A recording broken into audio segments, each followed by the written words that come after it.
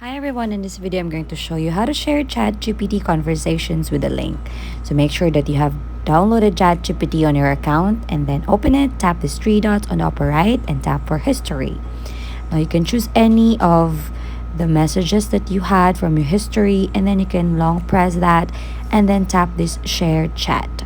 And as you can see, there is an option where you can share a link, so tap on it and that link will be generated and you can send it to anyone on your contacts or any platforms that you have. So in here I'm going to use Messenger, so I'm going to try to send that link on the Messenger to just a random person and then we will try to open that.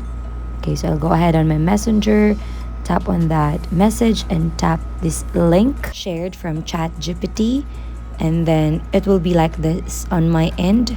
As you can see, the conversation has been shared already. So that's it. If you find this helpful, don't forget to give us a like and subscribe.